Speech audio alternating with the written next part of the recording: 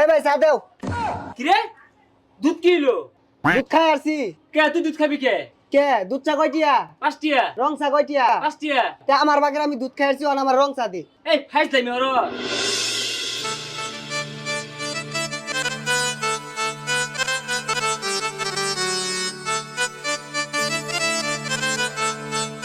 দিতাছি দাঁড়ান। হ্যাঁ দিতাছি এই ধরেন। এ ভাই একটা চা দেন। দিতাছি।